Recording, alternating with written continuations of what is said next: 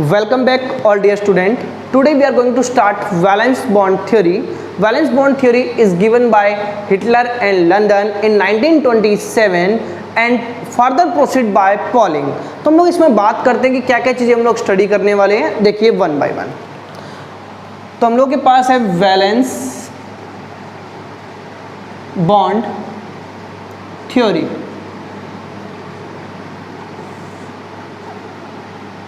given by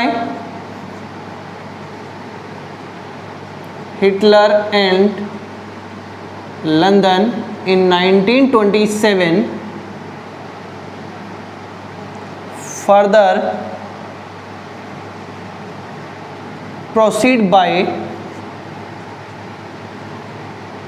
Pauling. तो valence bond theory जो पढ़ रहे हो किसके लिए पढ़ रहे हैं? For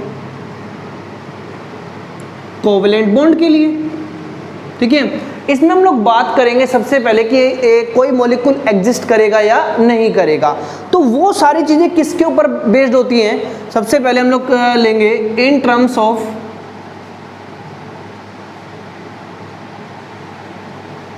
energy consideration,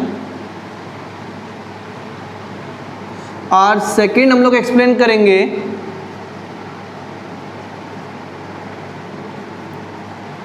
overlapping of orbital.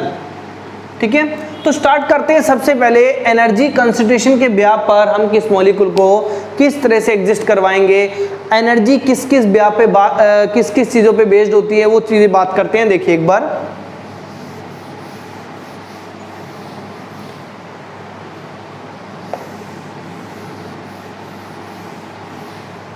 देखो,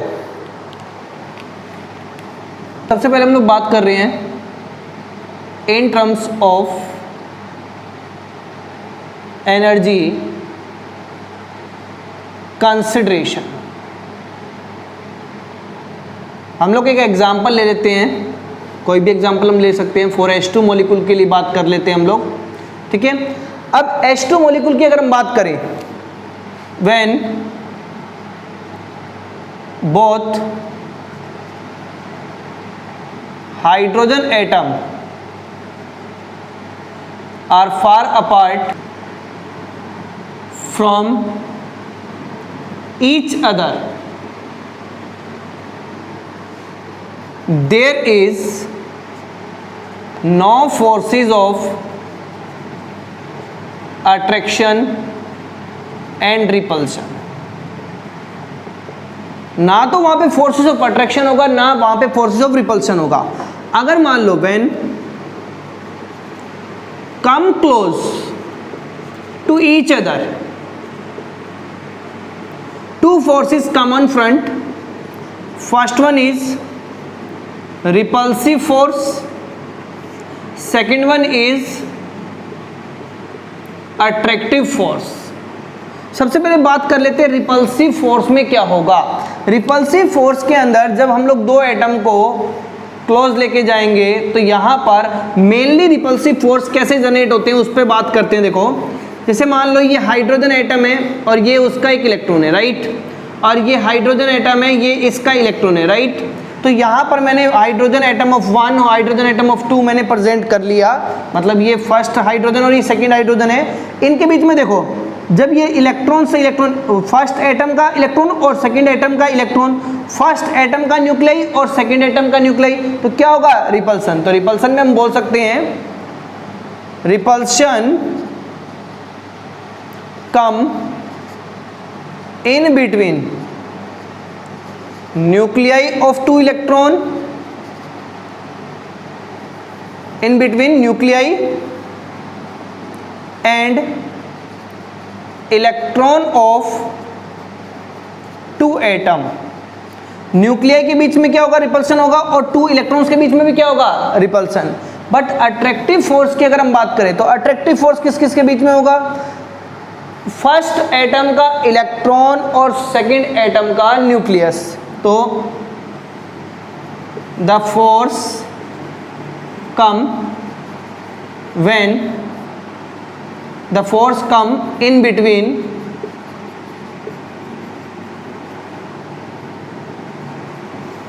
nuclei of one atom and electron of other atom.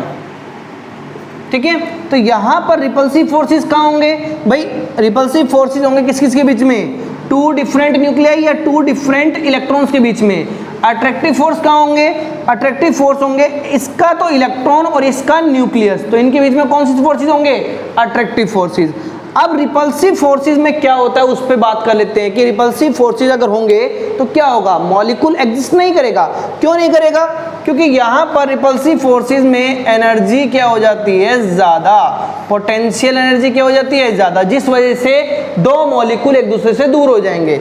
और यहां पर एनर्जी क्या हो जाएगी? लेस। एनर्जी लेस होगी तो स्टेबिलिटी क्या होगी? इंक्रीज। और स्टेबिलिटी इंक्रीज होने से दो मॉलिक्यूल एक दूसरे को क्लोज कर देंगे, मतलब एक दूसरे के क्लोज आ जाएंगे। तो क्लोज आएंगे और यहाँ पर क्या होगा? एक दूसरे से दूर जाएंगे। तो रिपल्सिव फोर्सेस अगर ज़्यादा होंगे कंपेयर टू अट्रैक्टिव फोर्सेस तो वहाँ पर मॉलिक्यूल एग्जिस्ट नहीं करेगा। मॉलिक्यूल एग्जिस्ट किस किस कंडीशन में करेगा? देखिए एक बार, अगर आपके पास रिपल्सिव फोर्सेस ज़्यादा है अट्रैक्टिव फोर्सेस से तो मॉलिक्यूल एग्जिस्ट नहीं करेगा। अट्रैक्टिव फोर्सेस और रिपल्सिव फोर्सेस इक्वल है तो चांस है मॉलिक्यूल एग्जिस्ट करेगा। अट्रैक्टिव फोर्सेस अगर ग्रेटर देन है रिपल्सिव फोर्सेस से तो डेफिनेटली क्या करेगा? मॉलिक्यूल एग्जिस्ट करेगा। अब हम बात करते हैं सबसे पहले कि हाइड्रोजन मॉलिक्यूल एग्जिस्ट करेगा या नहीं करेगा। तो उसमें कौन कौन से फोर्सेस होते हैं? क्या उसमें अट्रैक्टिव फोर्सेस ज़्यादा हैं? क्या उसमें रिपल्सिव फोर्सेस ज़्यादा हैं? तो उस पर हम लोग बात करेंगे। और फोर्सेस के ब्याह पर एनर्जी में चेंजमेंट आएगा। अगर फोर्स ऑफ अट्रैक्शन ज़्यादा होगा, मतलब कौन सा? अट्रैक्टिव फोर्स ज़्यादा होगा तो एनर्जी कम हो जाएगी। एनर्जी कम होगी तो मॉलिक्यूल स्टेबल हो जाएगा, मतलब मॉलिक्यूल एग्जिस्ट करेगा, मॉलिक्यूल फॉर्म होगा। इस वाले केस में अगर रिपल्सिव एनर्जी फोर्सेस बढ़ते हैं तो एनर्जी क्या होगी? आपके पास इंक्रीज होगी। एनर्जी इंक्रीज होगी तो मॉलिक्यूल्स क्या होंगे? एक दूसरे से दूर जाएंगे। और मॉलिक्यूल एक दूसरे से दूर जाएंगे तो मॉलिक्यूल फॉर्म नहीं होंगे। तो हम बात करते हैं किस पे? फॉर्मेशन ऑफ H2 मॉलिक्यूल पे। देखिए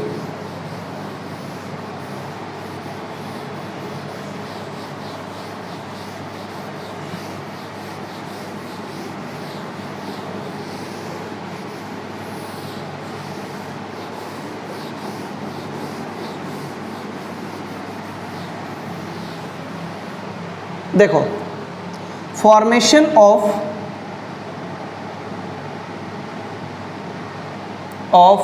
H2 molecule. H2 molecule exist करेगा या नहीं करेगा? ठीक है, या बोल सकते हैं हम एग्जिस्टेंस ऑफ H2 मॉलिक्यूल की बात कर रहे हैं। कौन सा फैक्टर लेकर के? एनर्जी फैक्टर लेकर के। देखिए, तो हम लोगों के पास ये न्यूक्लियस है, हमारे पास एक हाइड्रोजन ये हो गया, एक हाइड्रोजन ये हो गया। ठीक है, अब क्या करेंगे? और ये इसका एक इलेक्ट्रॉन है। हाइड्रोजन में कितने इलेक्ट्रॉन होते हैं? Only one electron in the outermost shell. तो ये यहाँ पर क्या हो गया? हमारे पास इन दोनों के बीच में ऑलरेडी इंट्रैक्शंस हैं और ये भी इंट्रैक्शंस हैं। ठीक है, तो ये तो इसके खुद के इंट्रैक्शन से देखा जाए तो अब जो न्यू इंट्रैक्शंस होंगे, चाहे वो रिपल्सन हो चाहे वो क्या हो आपके पास अट्रैक्टिव फोर्सेस हो, जो न्यू फोर्सेस है हमें उनको देखना है। देखिए, तो न्यू फोर्सेस कौन कौन से हैं? अगर मैं इलेक्ट्रॉन्स और पॉजिटिव की बात करूं तो this one is the attractive force और this one is also attractive force. देखो यहाँ पर प्लस और माइनस, और यहाँ पे माइनस और क्या होगा? प्लस। तो ये भी कौन से फोर्सेज हो गए? Attractive force. तो यहाँ पर मैं मेंशन कर देता हूँ ये अट्रैक्टिव फोर्स है, ये भी क्या आपके पास? Attractive force. ये हमारे पास फर्स्ट हाइड्रोजन है और ये हमारे पास सेकंड हाइड्रोजन का न्यूक्लियाई है और ये इलेक्ट्रॉन्स है। ठीक है, तो जो अलग मैंने इंडिकेट किया वो क्या हो गए? Attractive force. अब मैं बात करूंगा किस पे? रिपल्सिव फोर्सेस पे। तो यहाँ पर रिपल्सिव फोर्सेस कौन कौन से हैं? इस इलेक्ट्रॉन और इस इलेक्ट्रॉन के बीच में कौन सा फोर्स होगा? रिपल्सिव। यहाँ पर भी कौन सा फोर्स होगा? रिपल्सिव। तो हमने देखा यहाँ पर 2 क्या हो गए? Repulsive forces. तो 2 अट्रैक्टिव फोर्सेस हो गए और 2 क्या हो गए? Repulsive forces. तो यहाँ पर मेंशन करते हैं H2 molecule have 2 attractive and 2 repulsive forces. In this molecule, magnitude of attractive force is more than the repulsive force, so that attractive force is more than repulsive force. Due to this reason, H2 molecule form by the decrease of potential energy. तो यहाँ पर हम लोग देख रहे हैं कि क्या हुआ इसके अंदर, H2 मॉलिक्यूल क्यों एग्जिस्ट किया, क्योंकि यहाँ पर अट्रैक्टिव फोर्स भी 2 है और रिपल्सिव फोर्सेस भी 2 हैं। अब ये अट्रैक्टिव फोर्स नहीं मानना प्लस और माइनस वाला, ये तो इसका खुद का फोर्सेस है। जो न्यू फोर्सेस होंगे उसके बारे में हम लोग बात करेंगे।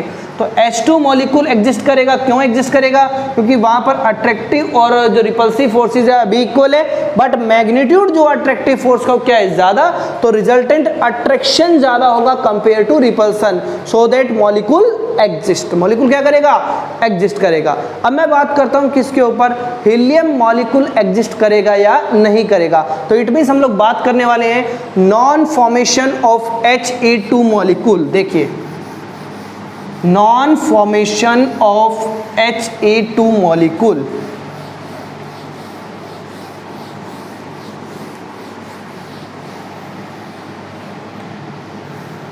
देखो, non formation of He2 molecule, या हम बोल सकते हैं He2 मॉलिक्यूल एग्जिस्ट नहीं करता। तो देखो किस तरह से एग्जिस्ट नहीं करेगा उसको लेकर के बात करेंगे, और एनर्जी टर्म में ही हम लोग बात करेंगे। हमारे पास जो भी, जैसे हम लोगों के पास एक ये मॉलिक्यूल है हीलियम का, और उसमें टोटल आउटर इलेक्ट्रॉन्स कितने होते हैं, 2। So this is the outer electron presentation. ये हमारे पास हीलियम हो गया, फर्स्ट हीलियम हो गया। अब सेकंड हीलियम की बात कर लेते हैं। तो सेकंड हीलियम हमारे पास क्या है, ये हमारे पास सेकंड हीलियम हो गया, ठीक है। तो ये दोनों हम लोगों ने लिख लिए, मतलब एक मॉलिक्यूल हीलियम का ये, सेकंड मॉलिक्यूल ये। एक हीलियम में आउटर शेल में इलेक्ट्रॉन कितने हैं, 2 हैं, और न्यूक्लियस हमारे पास हो गया। अब देखो बात करेंगे सबसे पहले हम लोग कौन से फोर्सेस की, रिपल्सिव फोर्स। तो रिपल्सिव फोर्सेस चेक करते हैं, इसमें कौन कौन से हैं। तो 1 repulsive force, electron electron, nucleus nuclear, मतलब प्लस प्लस और माइनस माइनस के बीच में क्या होगा, रिपल्सिव फोर्स। 3 रिपल्सिव फोर्सेस हो चुके हैं। ये देखो, ये भी एक रिपल्सिव फोर्स है, इसका इलेक्ट्रॉन और उसके इलेक्ट्रॉन के बीच में क्या होगा, repulsion.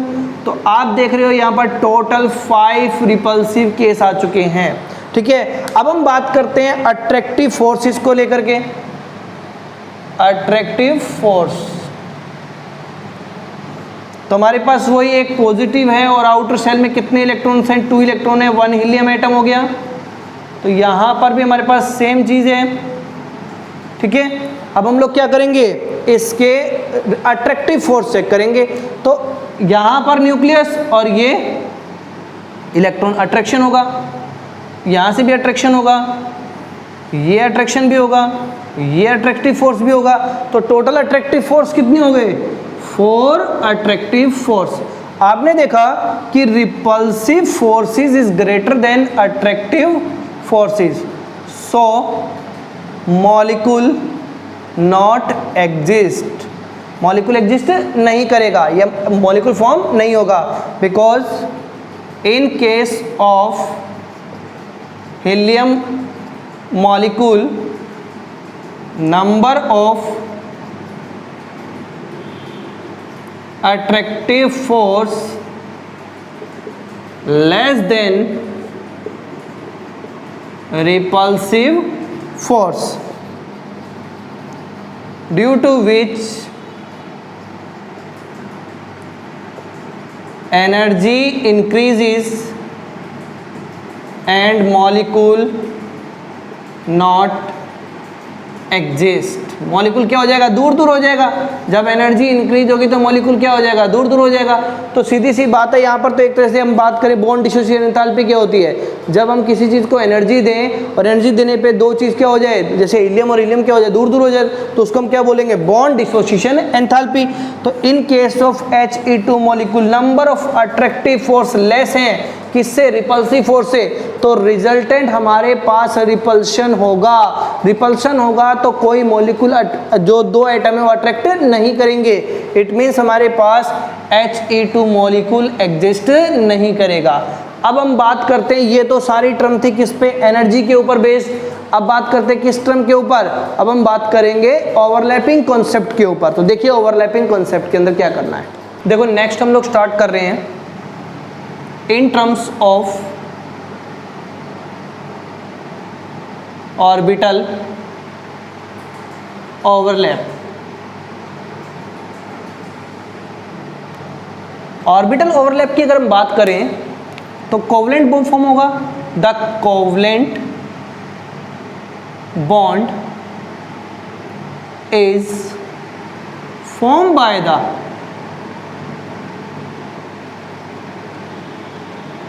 partial overlapping of two half-filled atomic orbital having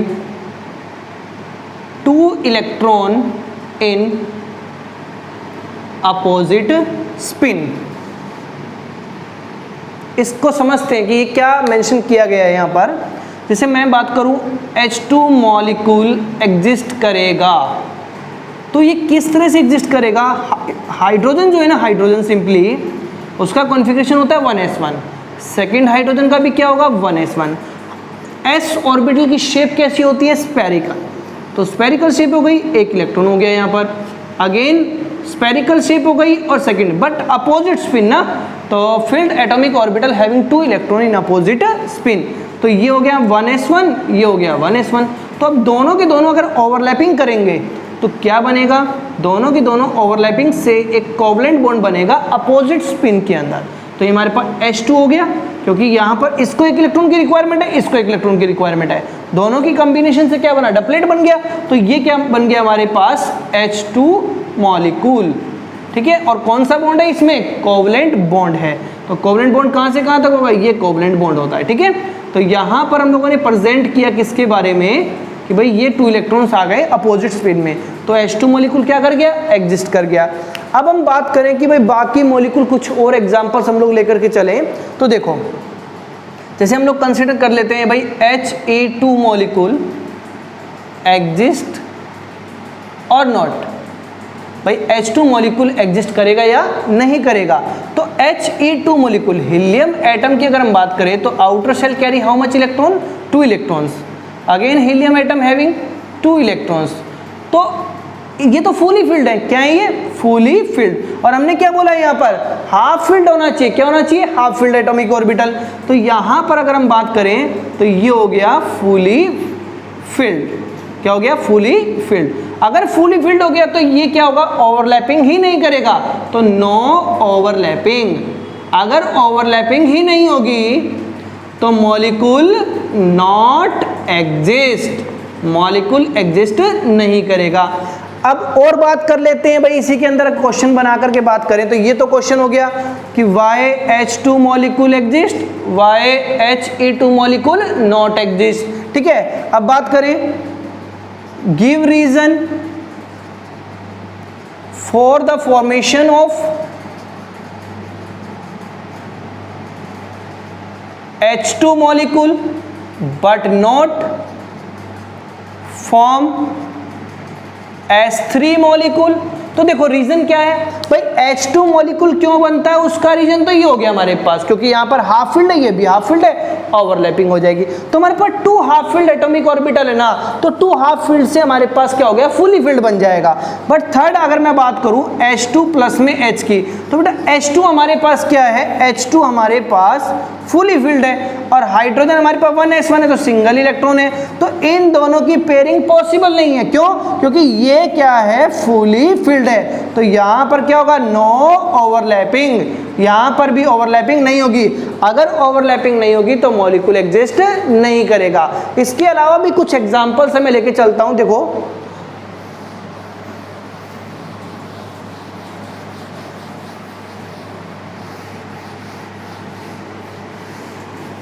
देखो अब मैं बात कर रहा हूँ यहाँ पर F2 मॉलिक्यूल को लेकर के। F2 मॉलिक्यूल को लेकर के अगर हम बात करें तो fluorine having how much atomic number 9, तो 1s2 2s2 2px2 2py2 and 2pz1। तो हमारे पास आउटर शेल में कितने इलेक्ट्रॉन है अगर देखा जाए तो यहाँ पर तो 2s2 फुली फिल्ड है, ये p का ऑर्बिटल हो गया, और टोटल इलेक्ट्रॉन आउटर में कितने हैं 7 है। बट हमें बात करनी है जो ऑर्बिटल्स हैं उनको लेकर के, तो एक f का भी ऐसा होगा, सेकंड f का भी ऐसा होगा। तो p के तीनों ऑर्बिटल्स की हम लोग पहले शेप ड्रॉ करते हैं। तो शेप कैसी होगी देखिए एक बार भाई, ये हमारे पास हो गया डंबल शेप, ये हो गया px और ये हो गया py। तो हमने ड्रॉ किया कि भाई 2 तो हमारे पास किस में है, ये हमारे पास कौन सा ऑर्बिटल होता है px, ये py और ये कौन सा ऑर्बिटल है pz। तो एक बार प्रेजेंट कर लेते हैं इलेक्ट्रॉन्स को, 1 इलेक्ट्रॉन फुली फिल्ड और ये भी फुली फिल्ड। तो ओवरलैपिंग कौन करेगा, ओवरलैपिंग सिर्फ हाफ फील्ड वाला करेगा, इसको एक इलेक्ट्रॉन की रिक्वायरमेंट है तो यही ओवरलैपिंग करेगा। अब मैं इसके दूसरे मॉलिक्यूल्स को लेकर के बात करूं तो देखो दूसरा मॉलिक्यूल F, बिकॉज हमारे पास 2 मॉलिक्यूल्स है ना F और F के, तो सेकेंड मॉलिक्यूल हमारे पास ये हो गया, ठीक है। तो आप देख रहे हो कि यहाँ पर भी हमारे पास pz ऑर्बिटल है, इसको अपोजिट स्पिन शो करो, ठीक है। यहाँ पर हमारे पास py हो गया, ये हमारे पास px हो गया, ये भी फुली फिल्ड है। तो ये आपस में ओवरलैपिंग नहीं करेंगे px और py, बिकॉज ये ऑलरेडी क्या है, फिल्ड है। एक एटॉमिक ऑर्बिटल के अंदर कितने इलेक्ट्रॉन्स होते हैं 2, मैक्सिमम इलेक्ट्रॉन कितने होंगे 2। तो इन दोनों की अब हमें ओवरलैपिंग करनी है। तो ओवरलैपिंग करने पे हमें क्या मिलेगा, देखो एक बार अगर मैं इसकी ओवरलैपिंग करके देखें तो यहां पर हमारे पास आ गया है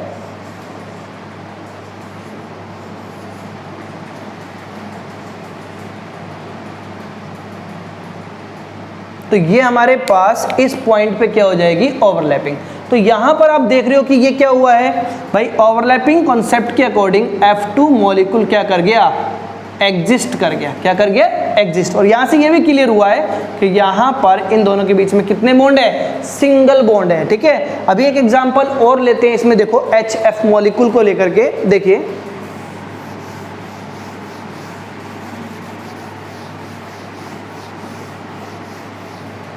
देखो HF hydrogen having 1 electron in outermost shell, fluorine 1s2 2s2 2px2 2py2 और 2pz1, ठीक है। तो अब हम क्या करेंगे, प्रेजेंट करेंगे हाइड्रोजन को, तो ये प्रेजेंट कर दिया हमने, ठीक है। अब हम प्रेजेंट कर लेते हैं किसको, फ्लोरीन को। तो देखो यहाँ पर क्या हुआ है, 1 इलेक्ट्रॉन्स और 2 इलेक्ट्रॉन्स, यहाँ पे 2 इलेक्ट्रॉन। सो ये मॉलिक्यूल किसका, ये प्रेजेंटेशन किसकी है, H की, और ये किसकी है, F की प्रेजेंटेशन है। दोनों की ओवरलैपिंग करेंगे तो ओवरलैपिंग करने पे हमें क्या मिलने वाला है, ये हमारे पास ओवरलैपिंग करने पे एक H और एक F का पूरा मॉलिक्यूल हमें मिल गया, ठीक है। तो ये हमारे पास जो कुछ है ओवरलैपिंग कॉन्सेप्ट है। ओवरलैपिंग कॉन्सेप्ट के बेस पे हम लोग आगे बढ़ने वाले हैं। अब इस ओवरलैपिंग कॉन्सेप्ट में हम लोग एक बात करते हैं, देखो तो यहाँ से जनरेट होते हैं सिग्मा एंड पाई बॉन्ड्स। क्या जनरेट होते हैं, सिग्मा एंड पाई बॉन्ड। ये टाइप ऑफ बॉन्ड है सिग्मा एंड पाई बॉन्ड। आपको बता देता हूँ इसमें, जैसे आपने देखा कि ये और ये दोनों के दोनों ओवरलैप हो गए, ये भी ओवरलैपिंग हुई है, यहाँ पर भी ओवरलैपिंग हुई है। तो जो फर्स्ट ओवरलैपिंग होती है ना, end to end overlapping, lateral overlapping भी बोलते हैं हम इसको, और ये एंड टू एंड जो ओवरलैपिंग है ना, इसको हम बोलते हैं सिग्मा बॉन्ड। क्या बोलते हैं, सिग्मा बॉन्ड। अभी हम लोग बात करते हैं कि क्या सिग्मा बॉन्ड है, क्या पाई बॉन्ड है, उनके क्या क्या टाइप्स हैं, उन पे बात करेंगे। तो देखिए type of bond name is sigma and pi bond. देखिए हम लोग बात करते हैं टाइप ऑफ बॉन्ड को लेकर के। देखिए टाइप ऑफ बॉन्ड, जनरली हम लोग बात करेंगे सिग्मा बॉन्ड की, represented by this, and pi bond represented by pi, ठीक है। अब एक इसमें कॉमन सी बात है जो मैं आपको बता देता हूँ यहाँ पर। ये तो बनते हैं हमारे पास साइडवेज ओवरलैपिंग से, और ये बनते हैं अलोंग इंटरन्यूक्लियर एक्सिस, और हम लोग बोल सकते हैं end to end overlapping. End to end overlapping. ठीक है, तो स्टार्ट करते हैं। सबसे पहले सिग्मा बॉन्ड्स क्या होते हैं, देखिए sigma bond represented by this form. Sigma bond generally होते क्या हैं, the bond is form by the overlapping of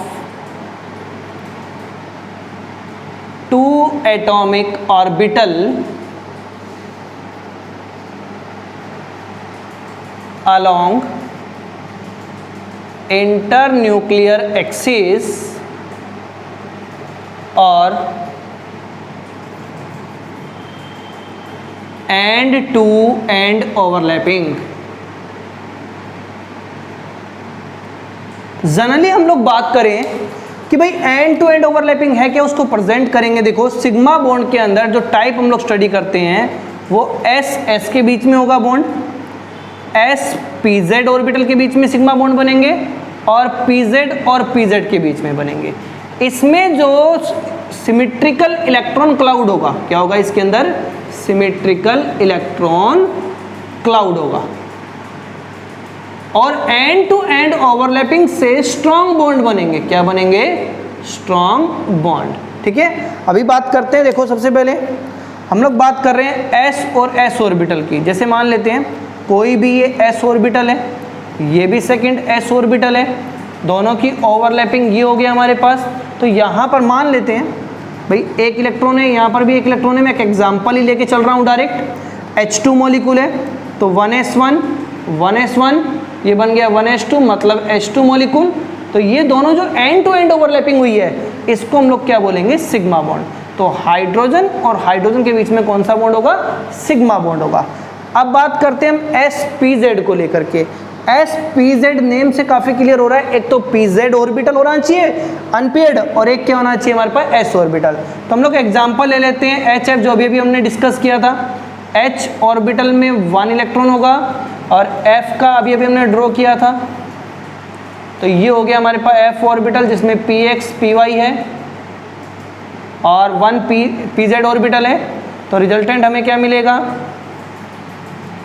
ये अपोजिट स्पिन दिखा सकते हो आप। तो हमारे पास आएगा ये ऑर्बिटल। ठीक है, तो यहाँ पर कौन सा बॉन्ड बना है, सिग्मा बॉन्ड। ये H है, ये F है।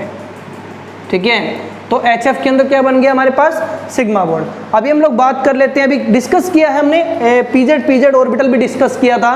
तो एक बार देखो pz ऑर्बिटल क्या होता है। तो pz के अंदर मैं F2 ले लेता हूँ। F2 से क्या होगा, एक फ्लोरीन में भी pz ऑर्बिटल है और दूसरे वाले में भी क्या है, pz ऑर्बिटल है। तो देखो भाई यहाँ पर हमने प्रेजेंट कर दिया ये सिंगल इलेक्ट्रॉन। ठीक है, ये हो गए हमारे पास बाकी इलेक्ट्रॉन्स। ठीक है, क्योंकि फ्लोरीन का जो कॉन्फ़िगरेशन होता है वो क्या होगा, फ्लोरीन का जो कॉन्फ़िगरेशन है वो होता है 1s2 2s2 2px2 2py2 and 2pz1। ठीक है, तो इसी तरह से यहाँ पर अब हम साइड में क्या करेंगे, पेयरिंग करवाएंगे सेकंड f ऑर्बिटल की। देखो ये सेकंड f ऑर्बिटल हो गया, तो ये हमारे पास पेयरिंग हो गई। तो ये F2 बना किस किस के बीच में, pz और pz। तो ये हो गया pz और pz के बीच में कौन सा बॉन्ड है, सिग्मा बॉन्ड। तो हमने 3 केस किए हैं, ss spz और pz। ये तीनों केस क्या फॉर्म करते हैं हमारे पास, सिग्मा बॉन्ड बनाएंगे। अब हम बात करते हैं किसकी, पाई बॉन्ड फॉर्मेशन की। तो देखो पाई बॉन्ड फॉर्मेशन कहाँ कहाँ पे होगा, किस तरह से हम लोग पाई बॉन्ड फॉर्म कर सकते हैं, बात करेंगे। देखिए पाई बॉन्ड नेम से इंडिकेट किया हुआ है ऑलरेडी, साइडवेज ओवरलैपिंग होगी। यहाँ पर क्या होगी, साइडवेज ओवरलैपिंग। तो साइडवेज ओवरलैपिंग में होता क्या है उस पर बात करते हैं। देखिए देखो पाई बॉन्ड,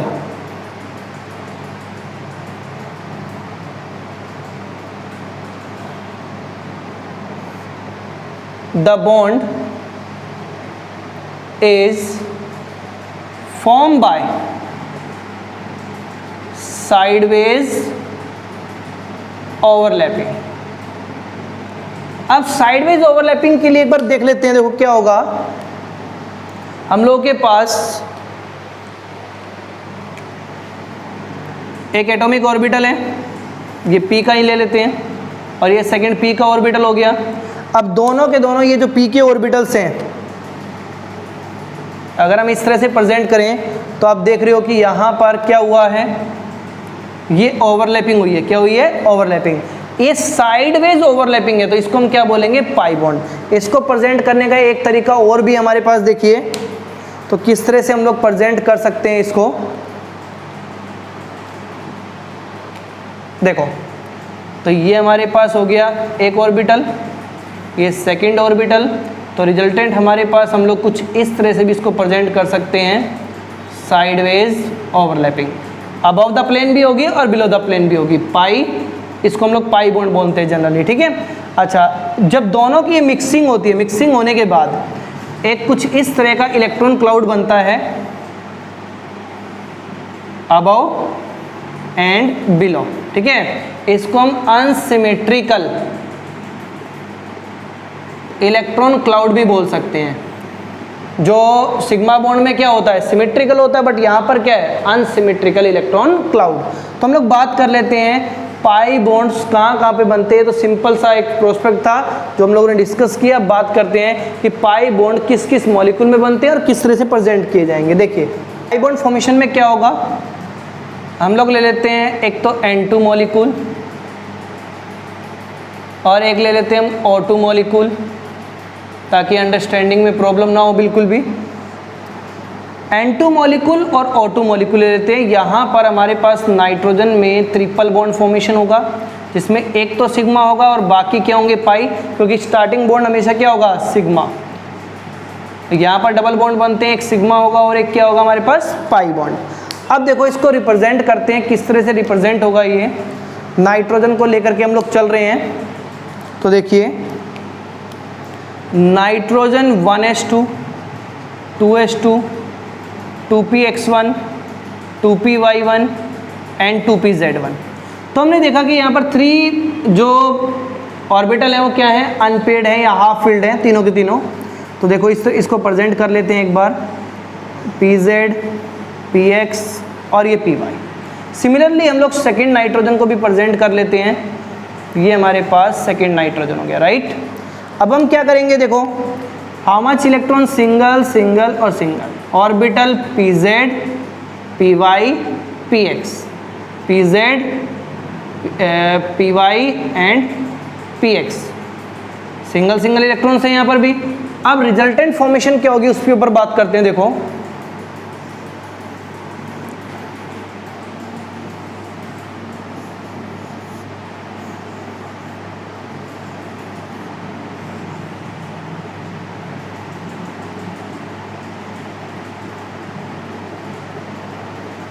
तो यहाँ से हम लोग देख पा रहे हैं कि ये भी नाइट्रोजन है, ये भी नाइट्रोजन है। अब क्या बन गया? N2 बन गया, ये बना सिग्मा बॉन्ड, ये हमारे पास साइडवेज ओवरलैपिंग पाई बॉन्ड, ये भी साइडवेज ओवरलैपिंग, ये पाई बॉन्ड। पाई बॉन्ड जो बनेगा वो जनरली किस में बनेगा? px में एंड py ऑर्बिटल में, ठीक है। तो py में जनरली वीक बॉन्ड होते हैं ये अनसिमेट्रिकल इलेक्ट्रॉन क्लाउड होने की वजह से। तो हमारे पास ये N2 मॉलिक्यूल बन गया, जिसमें एक सिग्मा है और बाकी क्या है हमारे पास? Pi bond. तो यहाँ से हमने प्रेजेंट किया 1 सिग्मा एंड 2 पाई बॉन्ड। अब बात करते हैं O2 मॉलिक्यूल को लेकर के। देखो, O2 मॉलिक्यूल में क्या बनेगा? ऑक्सीजन की बात कर रहे हैं, तो देखो ऑक्सीजन में 1s2, 2s2, 2px2, 2py1, 2pz1, atomic number 8 होता है ऑक्सीजन का। तो यहाँ पर भी ऑक्सीजन को हम लोग प्रेजेंट कर लेते हैं 1, और ये हो गया हमारे पास तीनों ऑर्बिटल्स के बारे में बात करिए। प्लस में सिमिलरली यहाँ पर भी हम लोग प्रेजेंट कर देंगे सेकेंड मॉलिक्यूल के बारे में। अब देखो, how much electron in the px 2, how much electron in the py 1, how much electron in the pz 1। तो ये हो गया हमारे पास। अब ये क्या करेंगे? आपस में ओवरलैपिंग करेंगे। देखो, ओवरलैपिंग करके दिखा देते हैं यहीं पर ही। ये हो गई ओवरलैपिंग, ये बन गया सिग्मा बॉन्ड, साइड में क्या बना? Pi bond. तो ऑक्सीजन और ऑक्सीजन के बीच में 1 सिग्मा एंड क्या बन गया हमारे पास? 1 पाई बॉन्ड बन गया। इस तरह से हम काफ़ी क्वेश्चंस को डिस्कस कर सकते हैं सिग्मा और पाई बॉन्ड फॉर्मेशन के लिए। अभी हम बात करेंगे what is the difference between sigma and pi bond. देखो नेक्स्ट हम लोग बात करेंगे सिग्मा एंड पाई बॉन्ड के डिफरेंस को लेकर के। देखिए सिग्मा बॉन्ड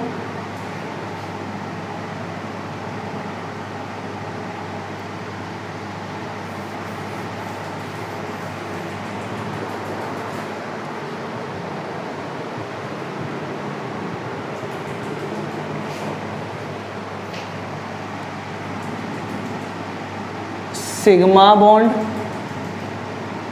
और सेकंड है हमारे पास